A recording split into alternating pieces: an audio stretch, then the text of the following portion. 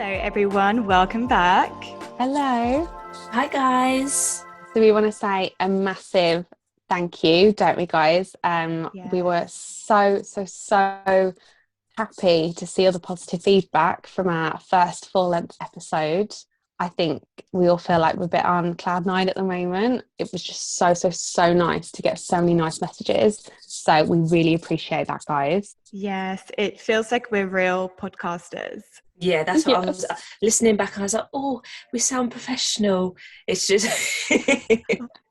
It's the best. Yeah, so thank you so much for just everyone who's listened and followed us and all of that. We really appreciate you. Absolutely. And like the fact that people took time out their day, not just to listen to us, but then to send us some really nice feedback or a really nice message.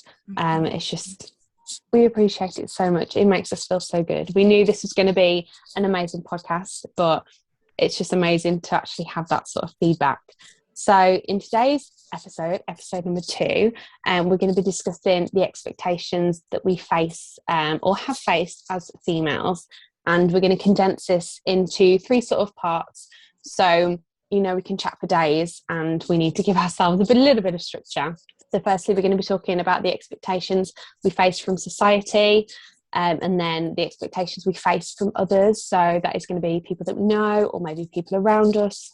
And then, of course, the expectations we face from ourselves. And make sure you stay tuned to the end, because we're also going to be talking about how you can start to manage expectations and protect yourself from these expectations that can be super harmful. We obviously want to talk about and touch bases on all of the expectations that we face, but also to provide some solutions and give our experience and things that have helped us in the hope that they can help you. Okay, show. Show. It's my first, my second day on the job and I already can't talk. Please don't fire me, guys. Never. Show. Stop it, Harriet. This is the reality of our podcast. So I'm not even going to edit this out. No, don't. Please don't. But okay. I think when we talk about expectations as a female, we can think of a lot of things.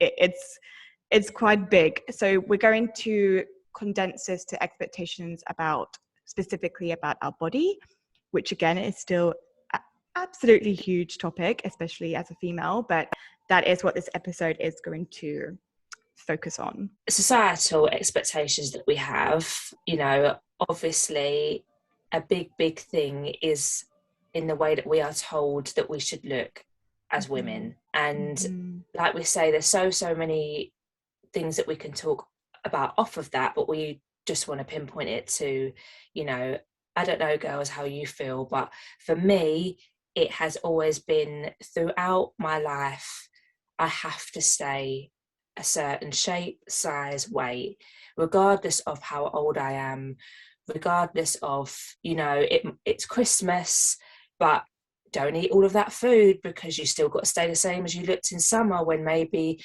you eat differently, don't you, in different seasons. But that's how I felt. And I don't know if you've maybe felt the same way. Absolutely. And I think, as you mentioned in Christmas, they're like, right, indulge over Christmas, listen to your body, like eat what you want. Like you look at the TV, all the adverts are about food. But then the second it gets to New Year's, you better look good in your New Year's dress for all the pictures, and you better look slim. And like a lot of the dresses, like I love getting dressed up for New Year's, but a lot of the dresses are like very skimpy, very skin tight. And I think we as women, we just get so many mixed messages, and we are like sort of forced to try and conform to this impossible standard of beauty, because what we've got to remember is these standards are often unrealistic or impossible or requiring some form of surgery or extreme diet or something like that. And I think you mentioned as well, feeling like you have to stay exactly the same. We've mentioned this like previously about how as children we grow up from like young girls into women, and our body is going to change. That is like, or like the whole part of becoming a woman, we get those curves and we are expected to stay exactly the same, straight up and down, washboard abs, and then that's it. I think we can expect like literally, Beth, as you said, literally to stay in like a teenager's body for the entirety of our life. But I think the whole point when it comes to like societal expectations is that we need to fit one trend, or we need to fit just one body type. Just you end up demoting yourself, because literally, as you said, our bodies can't do that. And when I think we should never like allow ourselves to be conformed to a trend. Like we look back on like trends from the 50s and then compare them to the 80s and then the 90s, and now we're sort of at 2010. Like we've gone through the sort of inspiration and like the thigh gap era, and wanting women to look like slender and thin but not very strong. And now we've sort of transformed into a movement that I've definitely been a part of myself, like the idea of going from like slim and undernourished and sort of weak, and that being the sort of ideal, to then telling women, we want you to become strong now, like go to the gym, start fueling your body. It sounds empowering, and to a lot of women it is empowering, just being like, oh my god, we get to just eat and lift heavy weights and like become as strong and as muscular as men. And that is it's so exciting in itself, and I'm so glad that that's sort of the turn it's making. However, I think sometimes this sort of idea of empowerment is also exhausting as well.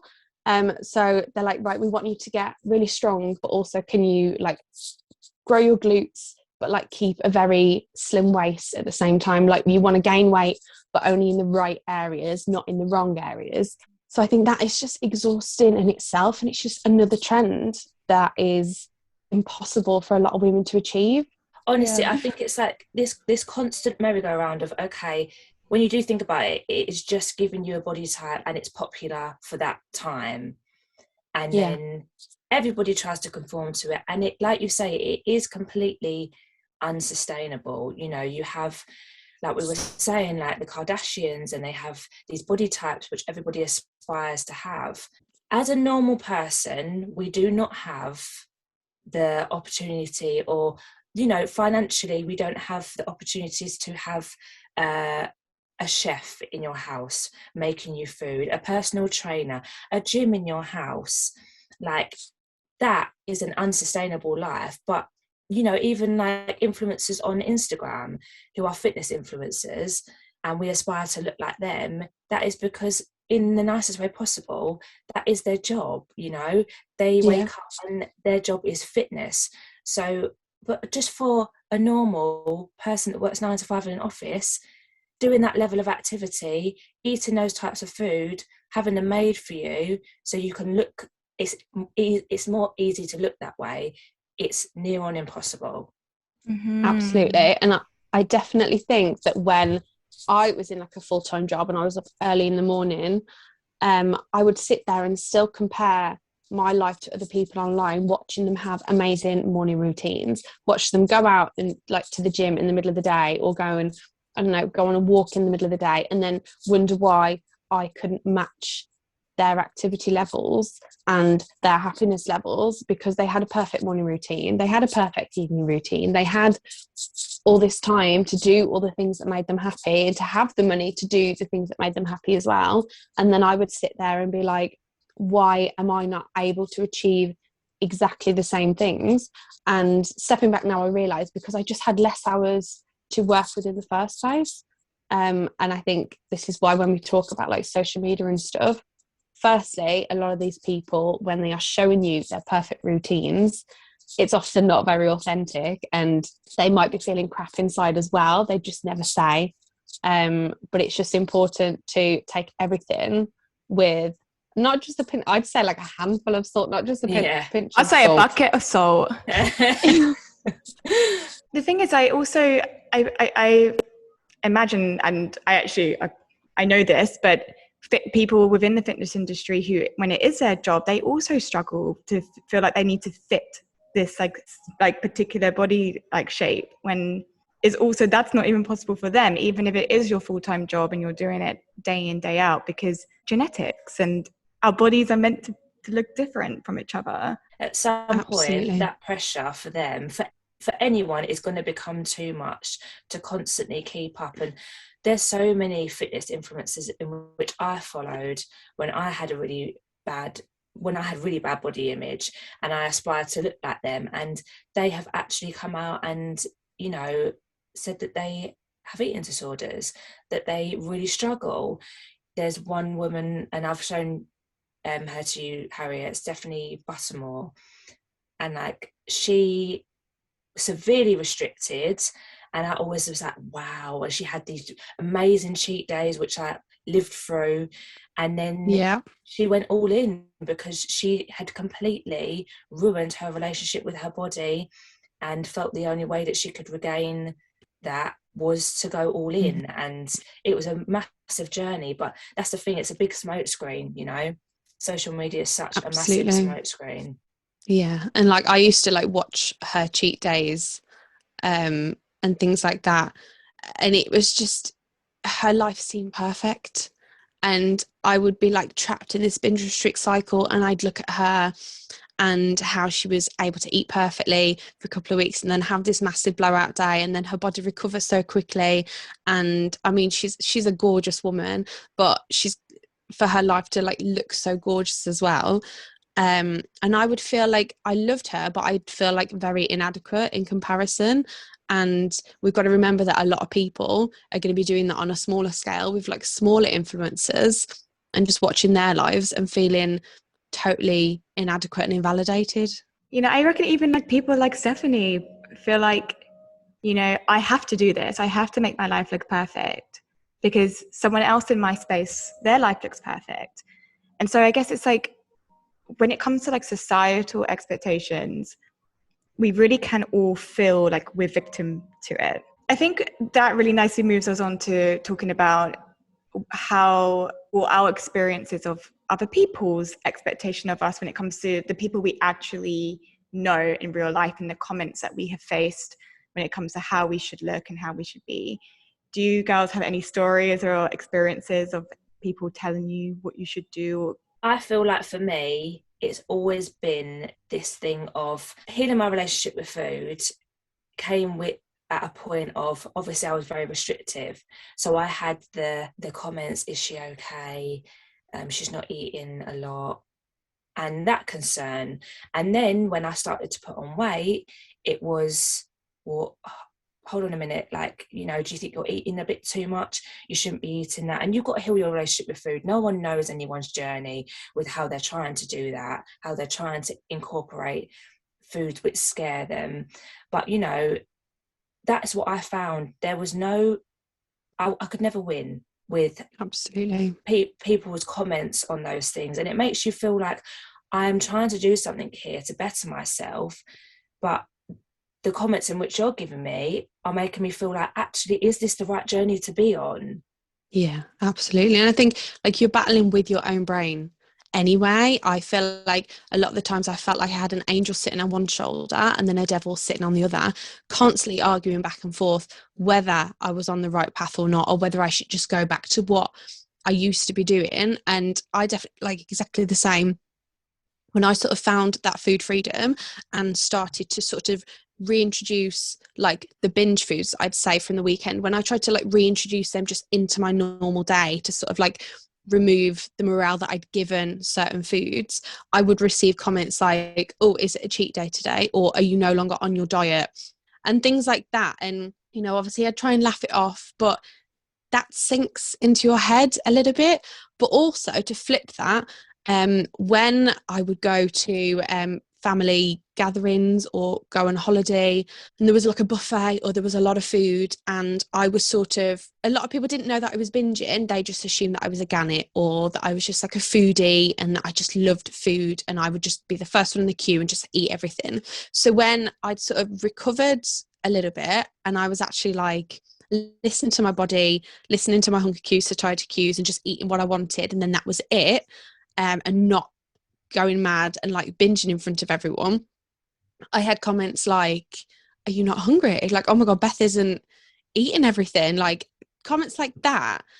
And I felt it quite embarrassing because I was just like, God, if they all just seen me as like this gannet for so long, and just sort of like wishing that people could be more understanding. Obviously this is just purely down to their education, and especially maybe like the older generation, it isn't spoken about as much, so I don't like put any blame on anyone, but it's just purely ignorance. When you receive those comments and you're trying to like tackle it yourself, it's like really hard to hear sometimes. Yeah, absolutely. And I think the moral of the story is just don't comment on someone else's body, don't comment on what they're eating, unless it's, unless it's your effing job to do so, or unless it's critical. And absolutely, you'll know if it's like that. But if it's not immediately obvious that it's critical or it's your job to do so, just don't say anything.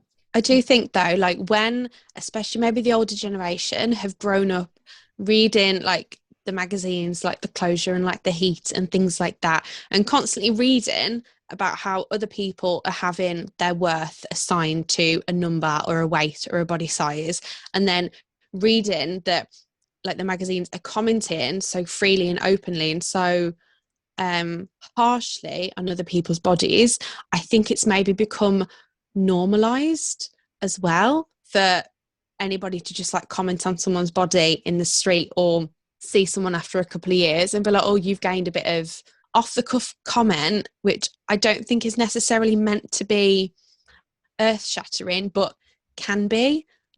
And I think it's just all about having those conversations like we are now, and like changing those perceptions and behaviors as well. Literally, it's like, and what really grinds my gears is when people make comments in the name of, well, I just care about your health. It's like, why? Like, you hear people say that all the time. It's like, oh, I mentioned about his or her weight because I just care about their health. Yeah, you don't know the struggle or what is going on behind the scenes with anyone.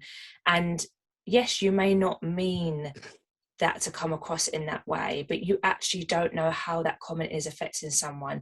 They could go home and they could think about it for weeks on end.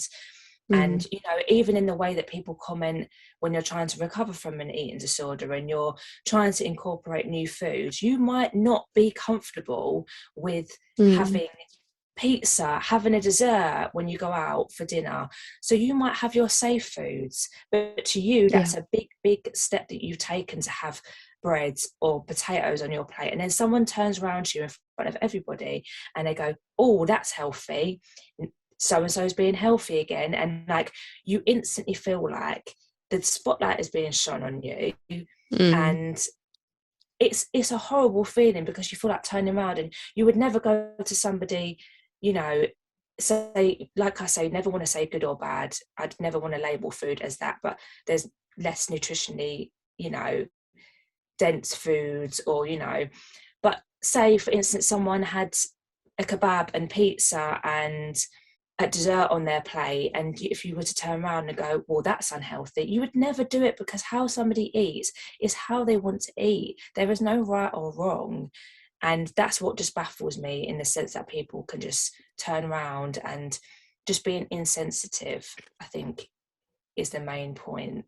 Yeah, just not thinking. Absolutely. Just not thinking before they speak. And look, like, we've probably all been there where we've been the one who's made the comment. And I'm sure if you're listening, maybe you're like, oh shit, I think I've made those comments. And it's not about judgment here, but it's about understanding, okay, I now know that this is not helpful and this can be harmful, so I'm going to not do that anymore.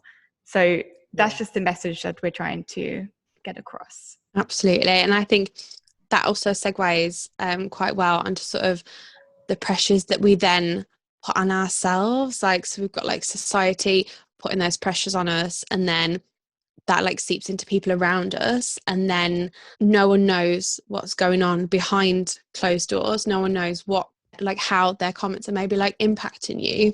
So then maybe what expectations do you put on yourself? And like, I know for like me personally, I am very much a perfectionist, in like, I feel like I have to be doing something all the time. I feel like I have to be managing it all. So whether that is like going to the gym, like meal prepping, like I have a to-do list a mile long. And I think that comes from social media, watching everyone else do it all, but then inside your head you're thinking nothing I do is good enough, and you just want to like be able to like be perfect at everything. Definitely. I feel like, look, there are points where I have absolutely no motivation, like none. But when you're seeing constantly, and that's the pressure that I put on myself, is because I then take these societal expectations of seeing people on social media, them having, you know, it seems like they've got an amazing routine, and then I will put on myself, but if I'm not doing those things, I'm not achieving anything, you know, when in actual fact it is okay to have times of not wanting to go to the gym all the time, wanting to eat a lot more freely and enjoy social occasions, you know, a lot more. But I think I put that pressure on myself, and also a pressure that I put on myself throughout life is because dancing was a massive part of my life and being in that industry, I put the pressure on myself. If I am not slim, if I don't look good in a leotard, if I don't look good in auditions in a pair of high-waisted knickers and a crop top, then I'm not going to get this job. And that is constantly what I've told myself. I have to stay slim to achieve what I want to do in the dance industry. And that in itself gets exhausting, you know, it really does. I definitely feel like I associate weight with being liked, and this might sound silly or some people might relate to this, but I always sort of thought, look, if I'm not in my best shape and I'm not visually looking good, that people won't like me. And I know that sounds pretty harsh, but I think that maybe goes back to how I maybe talk to myself, and like that inner self-talk, and that being like negative and constantly putting myself down. So I needed that validation from others to be like, oh, actually I'm a nice person to talk to, I'm an interesting person to have a conversation with, if you know what I mean. So for a very long time, because we receive all that praise when we do lose the weight or when we do look good in an outfit, and maybe this links to social media with like how many likes you get on pictures and things like that, but I definitely associated my weight with being liked. I wonder if like that it's also associated with how much you like yourself. So you use a justification of, well, if I lose weight, then other people will like me more, but it's also I will like myself more. And yeah, I think when it comes to the expectation we put on ourselves, we need to watch just how we're talking to ourselves. Are we saying that we should do this? We must do this. You know, in therapy, we call it the shoulds and musts. How often are you using that language to yourself? But it's really important that we check ourselves in that respect. We check like ourselves in terms of, well, why are we going to the gym 5-6 times a week? Is it because you genuinely enjoy it? Okay, cool. If so, or do you feel like you have to go? You should go. You know, do you order certain things off the menu because you think this is what I have to eat, or is it because you actually want that? And it's just about getting into that habit of questioning, why am I doing something? Absolutely. And I think we mentioned it last week, but when I said we were talking about salads and how I will just not go near a salad now because I'm like, I don't like it, and I was only trying to eat it because other people were, and that's what other people expected of me. And now I've sort of got into this mentality of, right, I'm not gonna wear something unless I love it and it makes me feel comfortable. I'm not gonna do anything unless I love it and it makes me happy, and I'm not gonna eat anything unless I absolutely love it and it adds to my day and adds to my happiness. And that's only a mindset I've adopted over the past sort of like 2 years, which proves that you can go 23 years of your life and feel this sort of way, but that it is possible to make a change and find that happiness and repair that sort of like self-talk. And I love that as well, because we always associate, and I like to say it as, we feel like, well, how do I undo those things? Because they're just the first things that I think of is to talk badly about myself, to say all the things that I don't like about my life, what I should be doing. But you didn't always think in that way. you know, it's learn, and which means that you can, it's almost like a path in your mind, and you've trodden, it's like overgrown grass and you've trodden down it. It doesn't mean that you can't let that grow and you tread a new path, but that took practice to think in those negative ways. You've done it over a long time, and probably subconsciously as well. So it means that it's just going to take a hell of a lot of practice, but you can think in a positive way. Absolutely. And I think filtering your feed and like filtering your environment is like a really important step. Like I definitely had to do some proper like honest talk with myself and be like, actually, these people that I'm following online, are they contributing positively to my day?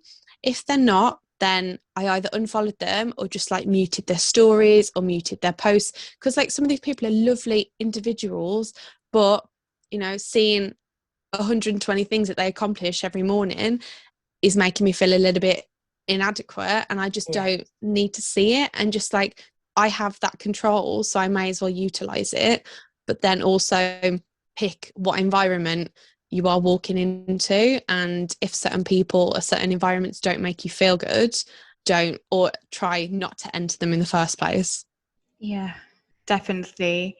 How can we help our listeners learn how to manage these expectations and create this balance and harmony with themselves? For me, what I want to say is, what I really had to do is I had to learn boundaries, in the sense of, like you said, Beth, with my surroundings and social circle. Look, we can have these conversations with people. If you feel like comments are being said to you which are harmful, which are making you feel less than, and these people are a big part of your life, then you should feel comfortable to sit down with them in a very calm environment, not when it's heated, and say, you know, just some of the things that you say make me feel this way, and you know, I really care about you, I know you care about me, I feel like we can have a conversation to see what can be done differently.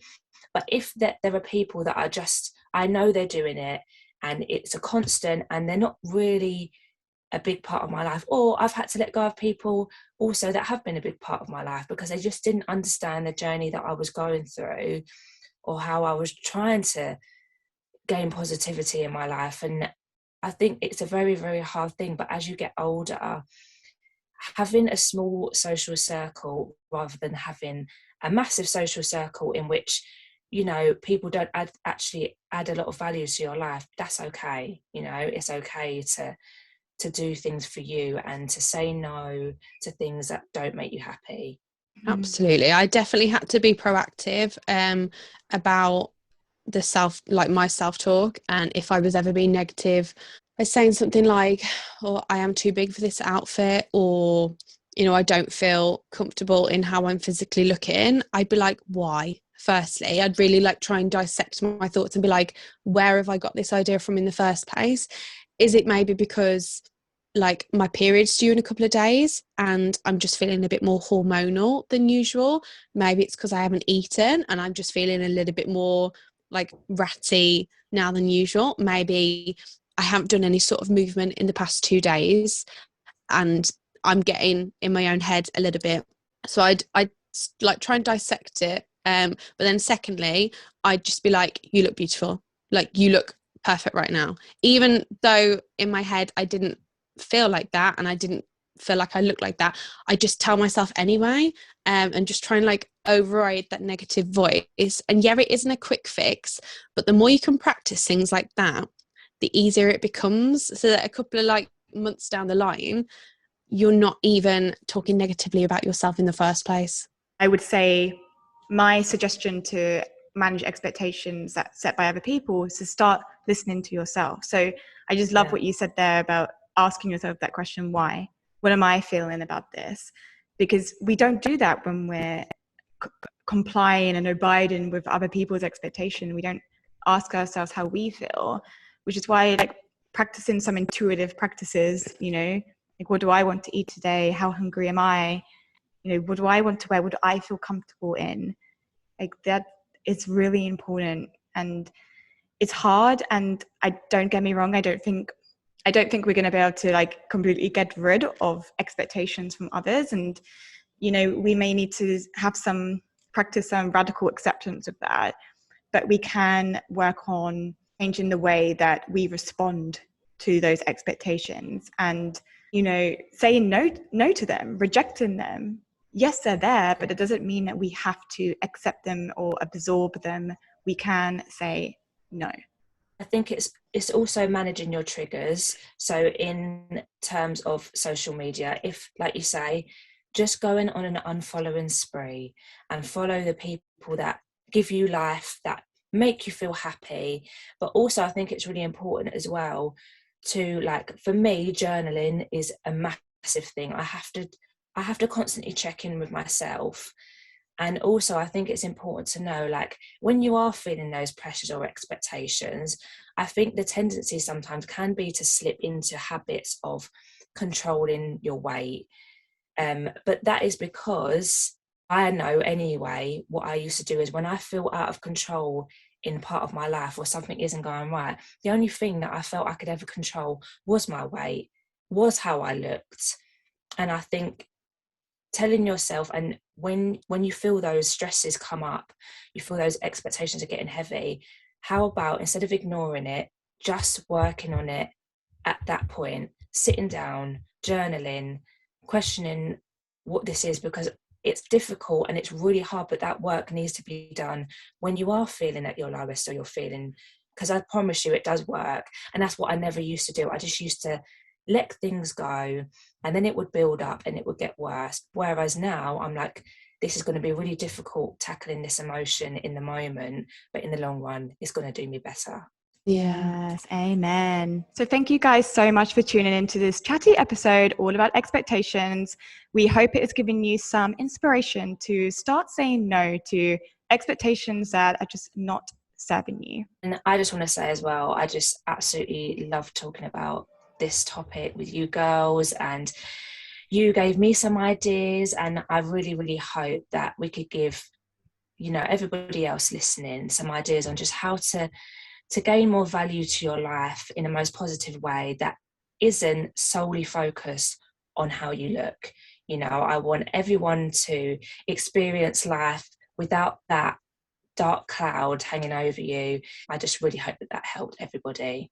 A lot of the time it's all about self-awareness, isn't it? So if you can just sit and just listen to us talk, and maybe if it just makes you question a few of your beliefs or a few of the expectations that you are putting on yourself, or just helps you make a couple better decisions, then it's all worth it. And it's been lovely chatting to you girls, and as always, we want this to just be like a safe and inviting space where we keep it raw and real and super duper honest. So yes, amazing. Well, make sure you follow us on Instagram at Rewrite the Rules Pod, just so that you can keep in touch with us. But otherwise, we'll see you next week. See you next week. See you later, guys. Amazing. Bye. Thank you so much for tuning in. If you love this episode, make sure you subscribe to us so you don't miss out. And if you really love this episode, we would also love it if you could leave us a review wherever you are listening to this podcast.